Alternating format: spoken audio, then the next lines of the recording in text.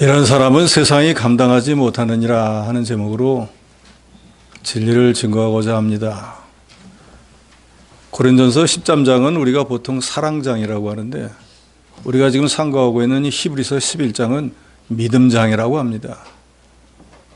믿음의 정의는 무엇인가? 믿음의 결과는 무엇인가?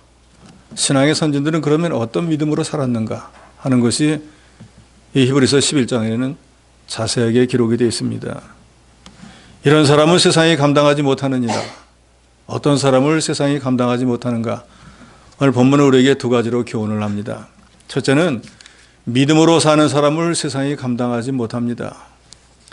38절에 이런 사람은 세상이 감당하지 못하도다 하는 구절을 현대인의 성경은 세상은 그들에게 아무 가치가 없었습니다. 공동번역은 이런 사람들에게 이 세상이 살만한 곳이 되지 못했습니다 라고 번역을 했습니다. 믿음으로 사는 사람, 하나님의 말씀대로 사는 사람은 하나님의 절대 주권을 믿고 말씀에 순종하는 삶을 사는 사람을 말합니다.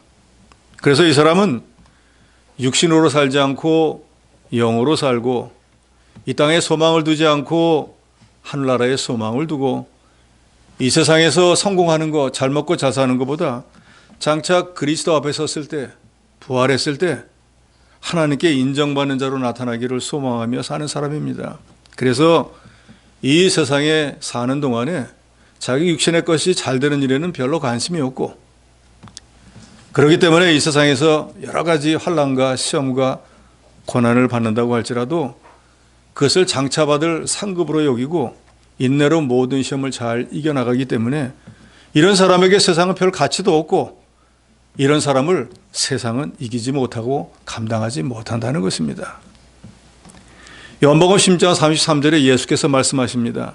이것을 너에게 이르는 것은 너희로 내 안에서 평안을 누리게 하려 함이라. 세상에서는 너희가 환난을 당하나 담대하라. 내가 세상을 이겨노라.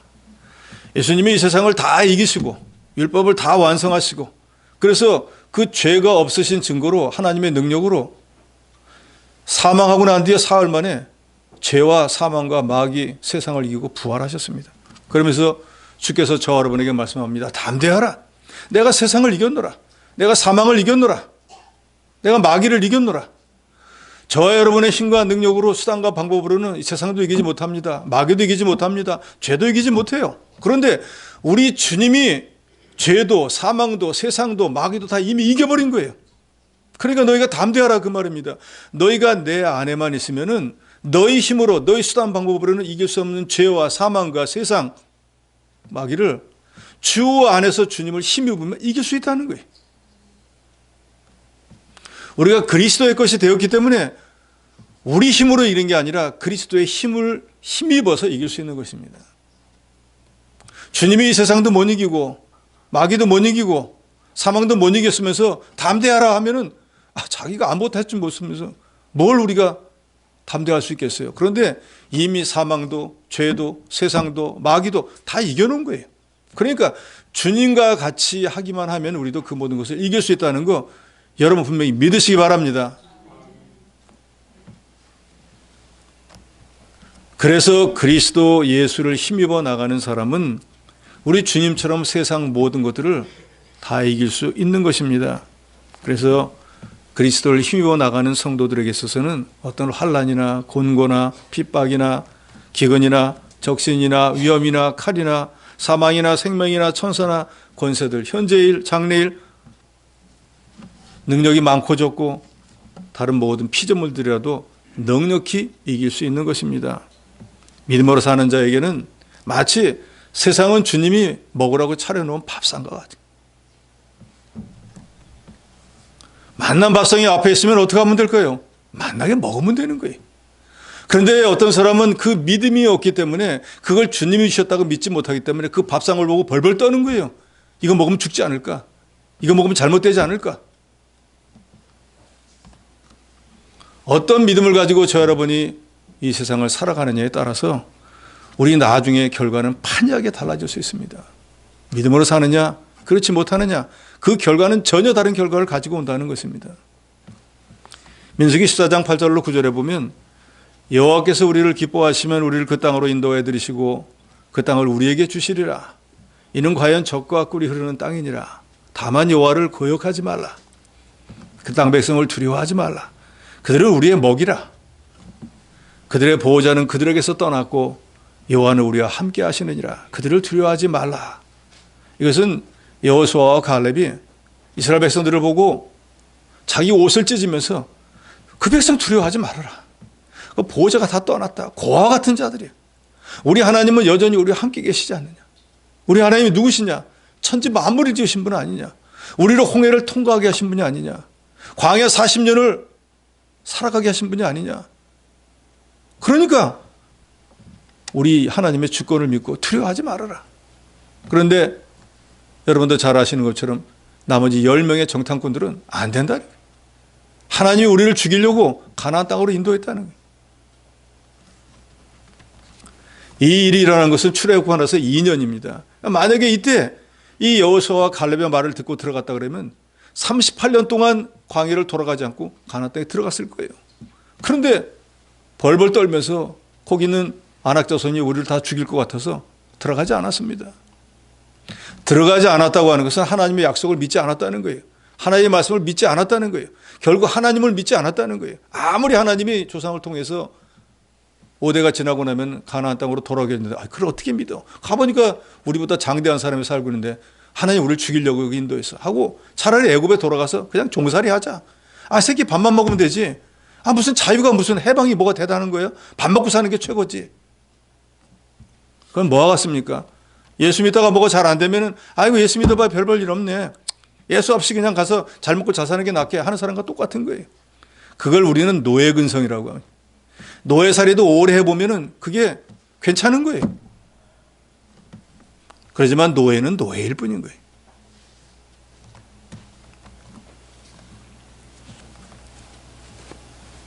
이스라엘의 보호자인 여호와 하나님은 여전히 자기들과 함께 계신데 그걸 깨닫지 못하는 거예요. 우리도 하루하루 살아가는 동안에 우리를 구원하신 우리 주 예수 그리스도 하나님이 여러분과 늘 함께 계신다는 것을 믿으시기 바랍니다. 우리가 병들고 친구에게 배반을 당하고 사업이 망하고 뭐 어쩌고 하더라도 세상 친구는 다 떠날지 몰라도 하나님은 저 여러분을 떠나지 않습니다. 하나님의 절대 주권, 하나님의 약속을 믿었던 여호수아와 갈렙은 그렇지 못한 사람들이 38년 동안 광야를 벌벌 돌아다니다가 다 쓰러져 죽었을 때도 생명을 보존받았고 이 약속의 땅 가나안에 들어가서 승리자가 되었습니다. 평생을 믿음으로 살다가 순교한 바울은 빌립보서 3장 7절 8절에 보면 이런 말을 합니다. 그러나 무엇이든지 내게 유익하던 것을 내가 그리스도를 위하여 다 해로 여길 뿐더러 또한 모든 것을 해로 여김은 내 주 예수 그리스도를 아는 지식이 가장 고상하기 때문이라. 내가 그를 위하여 모든 것을 잃어버리고 배설물로 여김은 그리스도를 얻고라 그랬습니다. 사도 바울은 날 때부터 로마인이었습니다. 날 때부터 히브리인이었어요. 날 때부터 바리새인, 공부하고 난 뒤엔 바리새인이 되었어요. 살례도 받았어요. 가말리엘 문화에서 공부했습니다. 이 사람은 가만히 있으면 출세길이 아예 열려있는 사람이에요. 그런데 다메섹 도상에서 사울아 사울아 왜 내가 나를 핍박하느냐는 예수님을 만나고 난 그 즉시로 이 사람은 180도 변해졌습니다. 그리고 세상에서 무엇이 가치가 있는가를 깨달았어요. 저희도 여러분도 마찬가지입니다. 우리는 예수 믿기 이전과 예수 믿은 후가 전혀 다른 삶을 살아야 돼요. 그 증거가 바로 사도 바울입니다. 하나님을 모르고 그도 유대교에서만 열심히 있어가지고 믿는 자들을 핍박하고 하나님의 교회를 대적했던 사도 바울은 다메섹 도상에서 예수 그리스도를 만나자마자 완전히 사람이 변화가 되어버렸습니다. 그리고 깨달았습니다. 유대교에 있을 때는 예수가 메시아라고 하는 거 믿을 수가 없었어요. 하나님을 모독하는 자로 알았습니다. 그런데 자기가 정말로 다메섹 도상에서 사울아 사울아는 목소리를 들었어요. 환영이 아니에요. 예수가 이미 십자가에 못 박혀 죽고 우리가 듣기로는 시체를 도둑질하러 갔다고 했는데 어떻게 하늘에서 내 이름을 부를 수 있을까? 그분은 예수 그리스도 외에는 없지 않는가? 누구십니까? 하고 물어볼 때 내가 나는 핍박하는 예수니라 하고 예수께서 대답까지 해주셨어요. 그러고 난 뒤에 그 예수 앞에 사도 바울은 거꾸러지고 나서 제자인 아나니아를 통했고 안수했을 때 눈이 떠지고 난 그 다음부터 즉시로 자기가 성경을 가르치던 회당에 가서 예수 그리스도가 부활하셨고 바로 메시아이고 하나님의 아들인 것을 증거했습니다. 그리고 본인은 깨달았습니다. 이 세상에 존재하는 모든 것 중에서 제일 가치가 있는 지식은 이 예수 그리스도를 아는 것이다. 왜 예수 그리스도를 아는 것이 가장 가치가 있는가? 세상의 학문을 공부 많이 하면 박사는 되겠죠.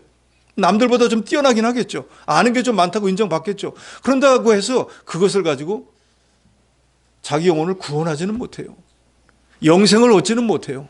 그런데 세상 다른 거 필요 없이 그저 예수가 내 죄 때문에 십자가에 피 흘려 죽었다는 것과 그 예수님이 장사된 바 되었다가 사흘 만에 사망, 죄, 마귀, 세상을 이기고 부활했다는 것이 믿어지기만 하면 다른 게 필요 없이 구원과 영생을 얻게 되는 거예요.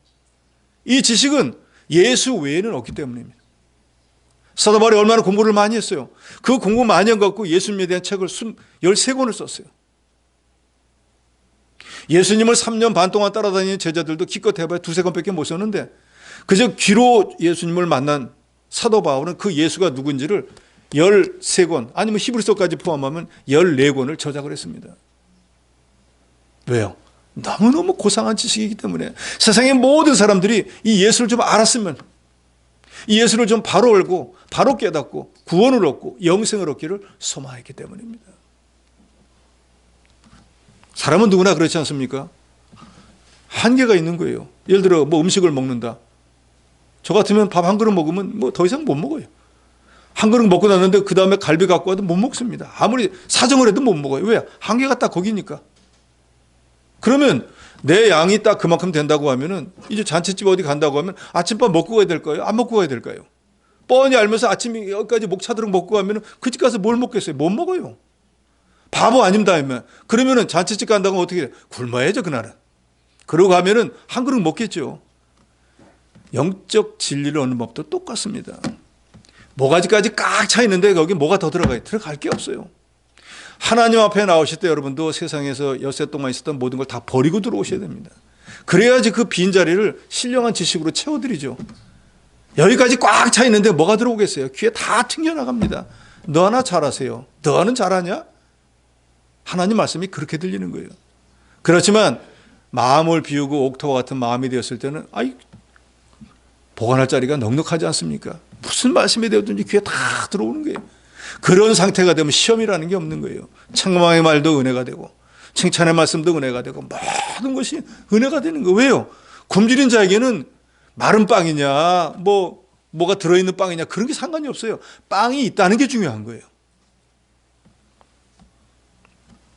그렇기 때문에 사도 바울도 세상에 있을 동안에는 자기가 누리고 살던 그 모든 것이 세상 사람들에게 자랑거리고 그것으로 출세할 줄 알고 믿고 있었지만 예수 그리스도를 만나보고 나니까 그런 것은 아무것도 아니에요. 왜? 하늘나라에서 그런 건 아무 필요가 없어요. 이 땅에서 아파트 100평에 살았든지 뭐 GV 90을 타고 다녔든지 다마스를 타고 다녔든지 그런 거 전혀 상관이 없다 그 말이에요. 그리고 사도 바울은 이 세상에 소망을 두지 않고 주님을 쫓아가는 신령한 생활에 마음과 힘과 정성을 다 쏟았습니다. 그래서 예수님의 어떤 제자보다도 많은 고난을 당했어요. 3번의 선교 여행을 통해 갖고 아시아, 유럽에 수많은 교회를 세우는데 누가 가라고 윽박지른 적 없어요. 성령께서 마음에 감동했을 뿐이에요. 너 나가서 선교해라. 그래서 고린도후서 11장 23절로 27절에 보면 사도 바울이 얼마나 많은 고생을 했는지 거기 기록해 놓았습니다. 내가 수고를 넘치도록 하고 옥에 갇히기도 더 많이 하고 매도 수없이 맞고 여러 번 죽을 뻔하였으니 유대인들에게 40에서 하나 감화매를 5번 맞았으며 3번 태장으로 맞고 1번 돌로 맞고 3번 파선하고 일주일을 깊은 바다에서 지냈으며 여러 번 여행하면서 강의 위험, 강도의 위험, 동족의 위험, 이방인의 위험, 신의 위험, 광해의 위험과 바다 위험, 거짓 형제 중에 위험을 당하고 또 수고하며 애쓰고 여러 번 자지 못하고 줄이며 목마르고 여러 번 굶고 춥고 헐벗었노라. 어마어마한 고생을 했습니다. 왜 했습니까? 하나님이 자기를 구원해 준 애가 너무너무 감사해요. 나는 예수 믿는 사람 핍박하고 하나님의 교회를 대적했는데 자기가 스스로 생각해 봐도 죄인 중에 괴수와 같은 자인데 사울아 불러가지고 너는 이방에 복음을 전할 내 그릇이라 하시는 말씀 너무너무 감사했어요. 나를 멸망을 시켜야 되는데 나를 사도로 만들어가지고 오히려 예수를 전하는 하나님의 그릇으로 쓰신다고 하는 그게 너무 감사해서 어떤 고난이 되었든지 감사함으로 믿음으로 받고 충성했는데 방금 전에 제가 읽어드린 것처럼 어마어마한 고생을 했는데 그 고생으로 사도 바울은 죽지 않았습니다. 고린도에서 복음을 전하는데 너무 와서 사람들이 핍박을 하는 거예요. 그래서 여기 도저히 못 있겠다. 힘들어서 안 되겠다. 딴 데 가서 해야지 하고 자리를 옮기려고 하는데 그 밤중에 예수께서 나타나셨습니다. 바울아, 딴 데 가면 안 된다. 여기 구원받기로 예정되어 있는 내 백성들이 많이 있으니까 담대해라. 아무도 너를 건드리지 못하도록 내가 너를 지켜줄 거야. 하니까 그 말씀을 듣고 난 뒤에 사람이 180도 변해가지고 1년 반 동안 고린도에 머물면서 고린도 교회에 세우고 고린도 교인들을 믿음으로 가르쳤어요. 그리고 사도 바울은 이렇게 믿음으로 살았기 때문에 세상이 바울을 이기지 못했습니다. 유대인들이 얼마나 죽이려고 애를 썼어요. 루스드라에 갔다가는 돌에 맞아가지고 거반 죽었어요. 제자들이 와서 보니까 피투성이 되고 죽어버린 거예요. 야, 이거 큰일 났다 하고 있는데 갑자기 바울이 벌떡 일어납니다. 그래서 성에 들어갔다가 그 다음날 되니까 다시 복음 전하러 가야 된다. 제자들이 이 사람 진짜 정신 있는 사람인가? 이렇게 돌에 맞아 거반 죽다가 깨어난 사람이 무슨 복음을 전하는가? 바울은 말합니다. 나는 이 일을 위해서 부름받은 사람이기 때문에 복음을 전하다가 죽더라도 그게 하나님 뜻이니까 가서 복음을 전해야 된다. 예루살렘에 올라가려고 할 때 빌립보에서 온 장로들이 다 말립니다. 이번에 올라가면 죽어요. 올라가지 마세요. 하나님의 선지자도 와서 말하지 않습니까? 이 사람 이번에 올라가면 큰 화를 당할 거야. 그렇지만 바울은 말합니다. 나는 여기 올라가면 분명히 환난과 큰 시험을 당할 거 내가 안다. 그러나 주께서 내게 맡긴 사명을 내가 완수하기 위해서는 나는 내 생명을 조금도 귀한 것으로 여기지 않는다. 나 같은 걸 구원해 주셨는데 나를 사도로 삼으셨는데 내가 죽는 게 대수냐. 하나님의 일을 못하는 게 문제이지 주님의 일을 감당하려다 죽는 건 오히려 내가 하나님 앞에 영광이다 하고 올라가는데 안 죽었어요.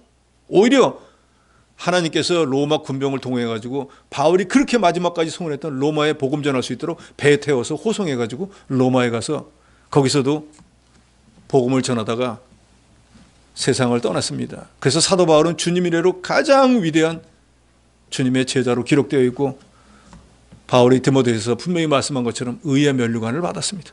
이런 사람 세상이 이기지 못합니다. 이기려고 했지만 이기지 못했어요. 그런데 사도 바울이 주먹을 가지고 싸웠습니까? 남에게 사기를 쳤습니까? 그 사람이 한 건 오직 믿음으로 산 거 외에는 없습니다. 이것이 바로 믿음으로 사는 자가 세상이 이길 수 없다는 증거인 거 여러분 믿으시기 바랍니다. 그럼 바울만 그렇습니까? 저 여러분도 마찬가지. 우리가 하나님의 말씀을 깨닫고 그 믿음으로 살기만 하면 세상은 우리를 이기지 못합니다. 우리가 세상이 무서워가지고 믿음을 양보하니까 세상이 우리를 이기는 것뿐이에요. 오늘 본문 11장 24절로 26절에 보면 믿음으로 모세는 장성하여 바로의 공주의 아들이라 칭함을 거절하고 도리어 하나님 백성과 함께 고난받기를 잠시 죄악의 날을 누리는 것보다 더 좋아하고 그리스도를 위하여 받는 능욕을 애굽의 모든 보화보다 더 큰 재물로 여겼으니 이는 상주심을 바라봄이라 그랬어요. 가만히 있었으면은 40년 동안 애굽에서 모든 문물을 배우고 왕자 같은 생활을 했잖아요. 그냥 가만히 있는 거예요. 꼼짝 않고 자기 백성이 고난을 당하든지 뭐 감옥에 가든지 노동을 하든지 아니 난 몰라. 나만 잘 먹고 잘 살면 됐지. 내가 저 사람하고 뭔 상관이야. 아니 각자 자기 복이지 하고 가만히 있었으면은 모세가 120세에 세상 떠났잖아요. 80년 동안 아마 편하게 살다 죽었을 거예요. 그런데 이 사람은 40세가 되고 나는데 갑자기 자기 동족을 생각하는 마음이 생겼습니다. 나는 같은 민족인데 이렇게 평안하게 사는데 왜 저 사람들은 저렇게 매를 맞아가면서 일을 해야 될까? 불쌍히 여기는 마음이 생겼다 그 말이에요.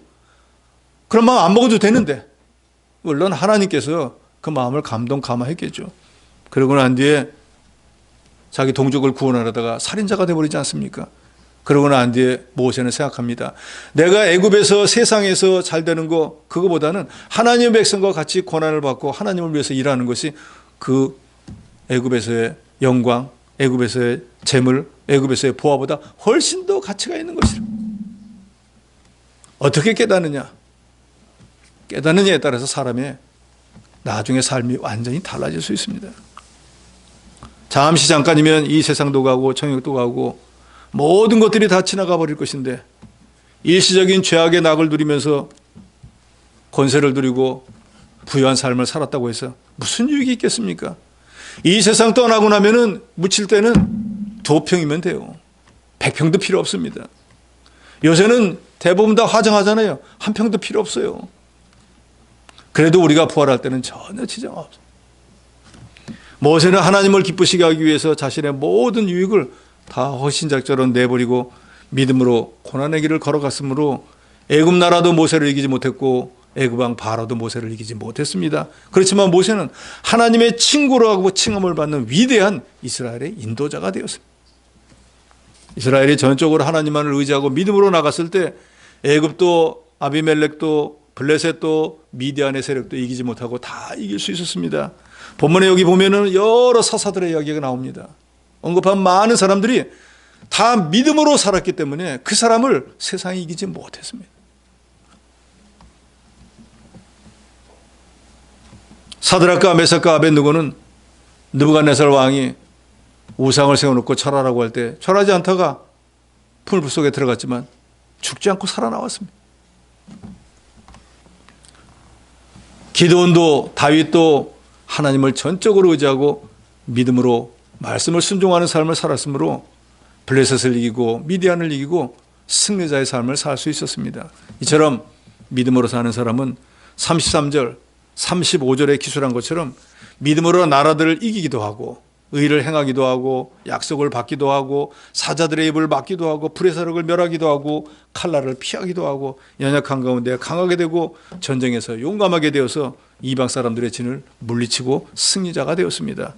역사적인 이런 여러 사실을 볼 때에도 이렇게 믿음으로 산 사람들은 세상이 감당하지 못했다는 것이 분명합니다. 믿음으로 행하는 사람, 믿음으로 사는 사람, 세상에서 가장 강한 자이고 이런 사람은 세상이 감당하지 못한다는 거 여러분 분명히 믿으시기 바랍니다. 둘째로 더 좋은 부활을 얻고자 하는 사람 세상이 이기지 못합니다. 더 좋은 부활이라고 하는 것은 예수님이 재림하셨을 때 우리가 더 좋은 모양으로 부활할 걸 소망하는 거예요. 고린도서 15장 51절로 52절에 보면 보라 내가 너희에게 말하노니 우리가 다 잠잘 것이 아니요 마지막 나팔의 순식간에 호련히 다 변하리니 나팔 소리가 나면 죽은 자들이 썩지 아니할 것으로 다시 살고 우리도 변하리라 그랬습니다. 이 말은 주님이 오실 때 예수 믿는 저와 여러분이 부활한다는 거예요. 이미 죽어서 시체가 다 썩어 없어졌더라도 부활한다는 거예요. 이 말이 조금 이해하기가 쉽지 않으니까 현대인의 성경은 이렇게 번역을 했습니다. 내가 이제 한 가지 비밀을 말하겠습니다. 그것은 우리가 죽지 않고 모두 변화된다는 것입니다.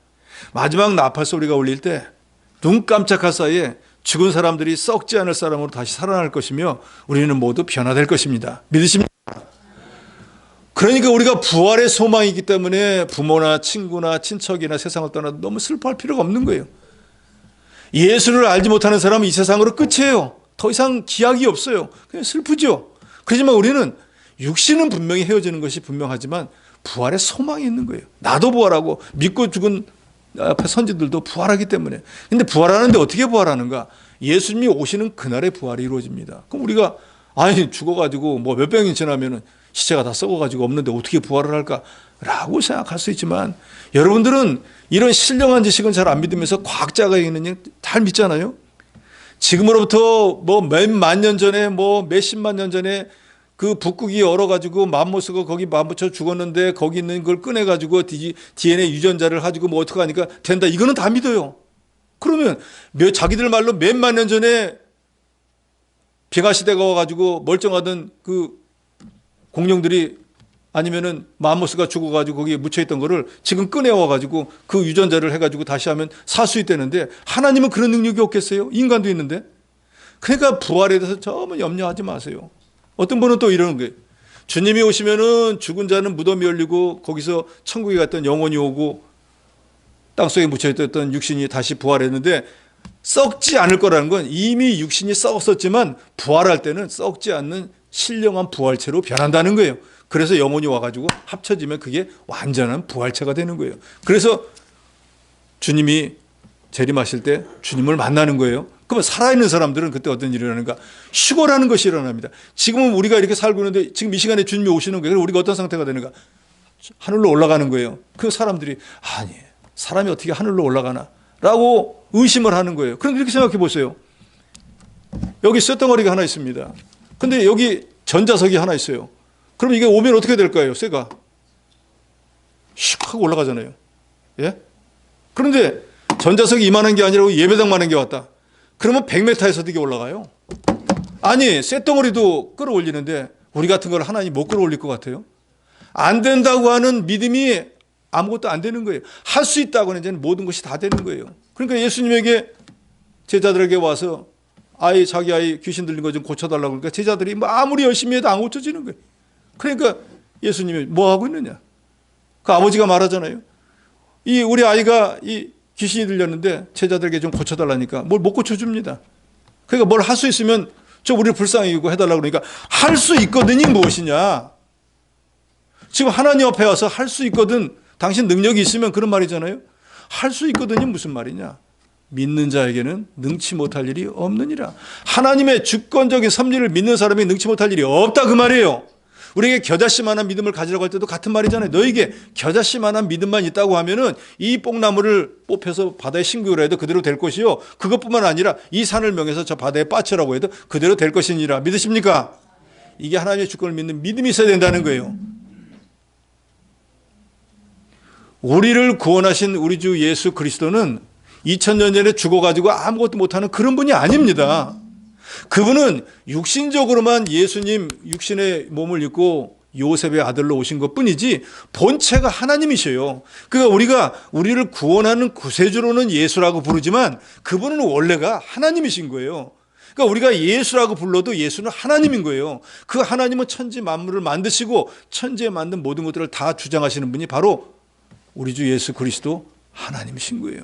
그러니까 이분을 믿기만 하면은 능치 못할 일이 없다는 것을 저 여러분이 먼저 믿으셔야 됩니다. 내가 예수를 믿으면서도 이걸 불신하니까 기도하면 다고 돼? 기도하면 돼요. 왜요? 하나님께 기도하는데 안 되는 일이 어디 있어요? 이런 기도하면 돼 하고 하나님의 주권적인 섭리하는 걸 믿지 못하니까 기도 안 하는 거예요.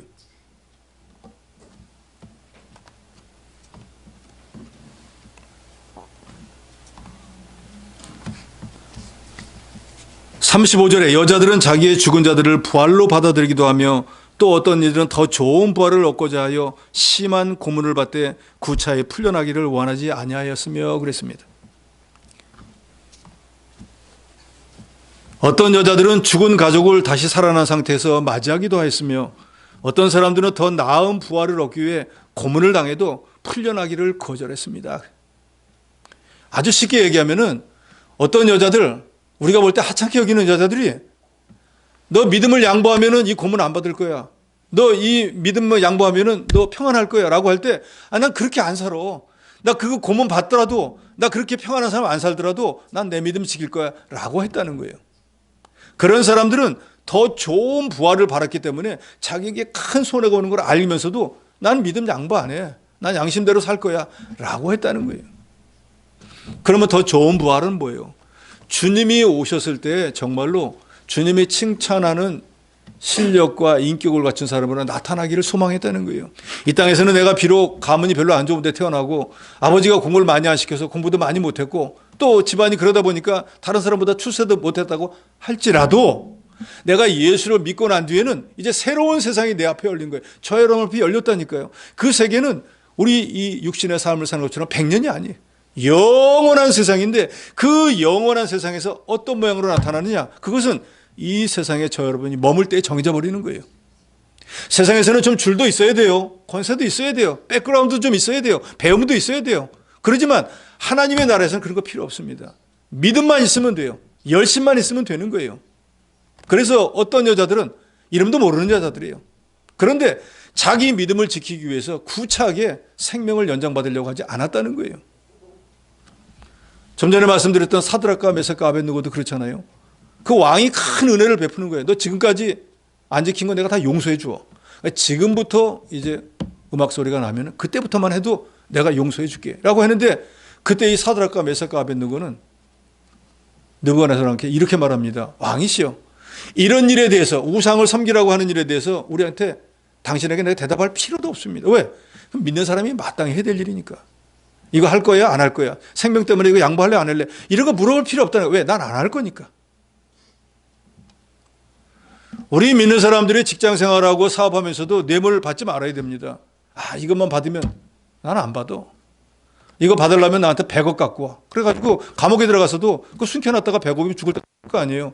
겨우 1억, 10억 이렇게 받고 하지 마세요. 100억 받아도 하지 마셔야 돼요. 우리 믿는 사람들은 믿음이 최고예요. 믿음이 이기네. 믿음이 이기네. 오직 모든 죄를 이길 힘은 믿음뿐이네. 노래만 부르고 표로 외우지만 말고 정말 그렇다는 걸 믿으시기 바랍니다. 신앙의 모든 선진들은 그 길을 갔습니다.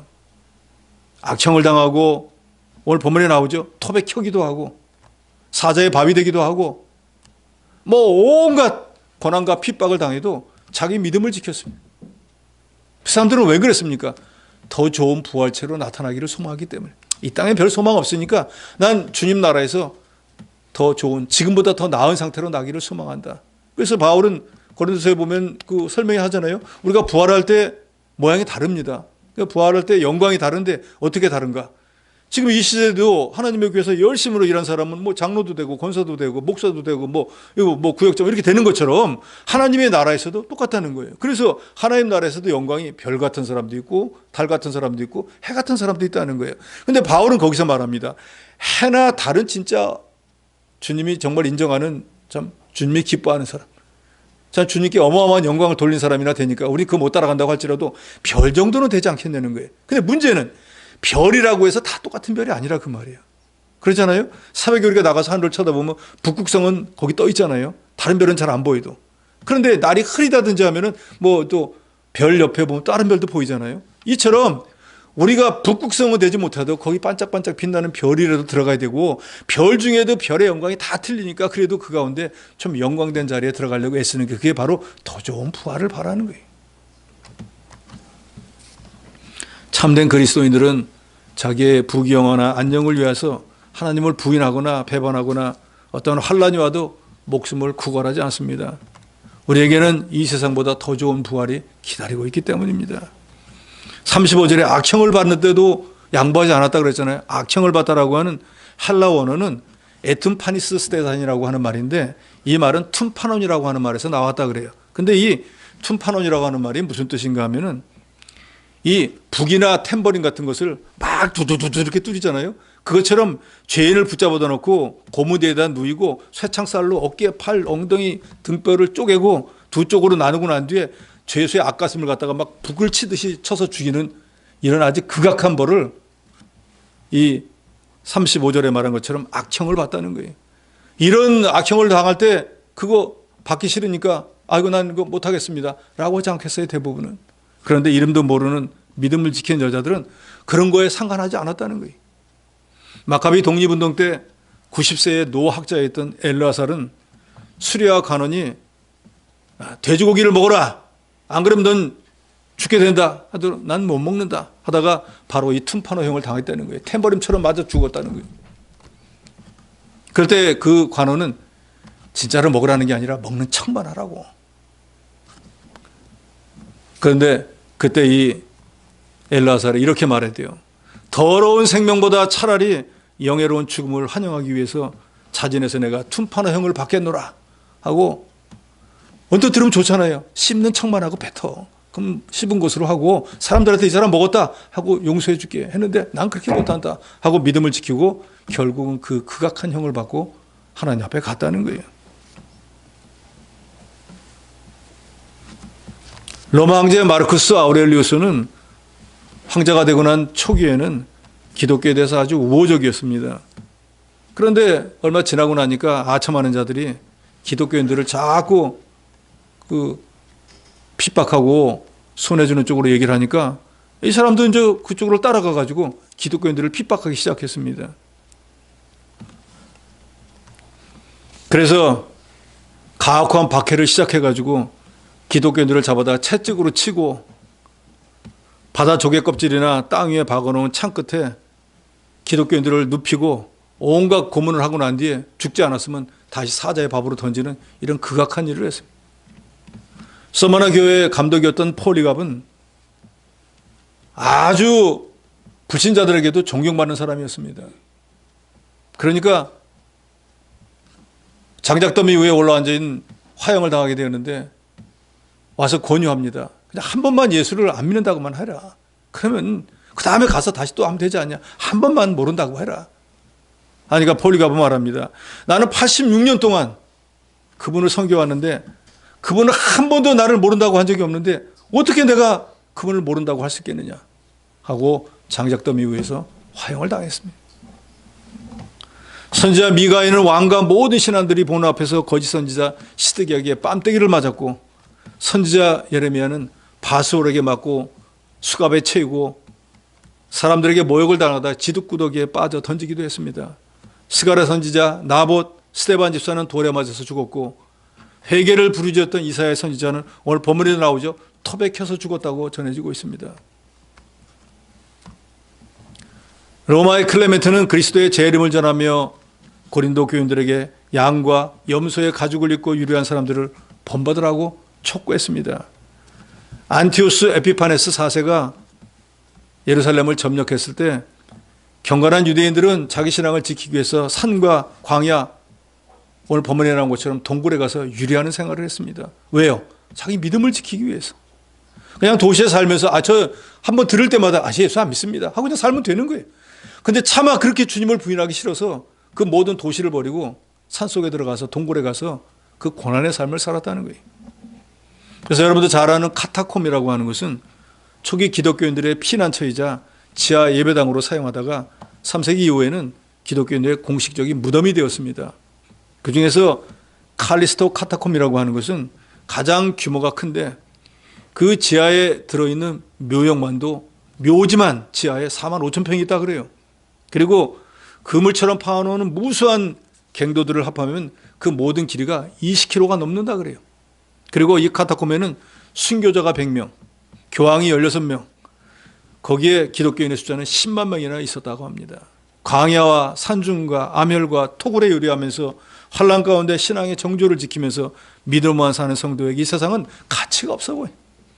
나는 이 세상에 별 소망 없어. 여기서 잘 되는 거 별 마음 없어. 나는 나중에 주님 부활하실 때 나는 별과 같은 존재가 되고 싶어. 주님께 인정받는 자가 되고 싶어. 라는 믿음으로 사는 사람에게 이 땅에서 무슨 명예, 권세, 부는 별 의미가 없는 것입니다.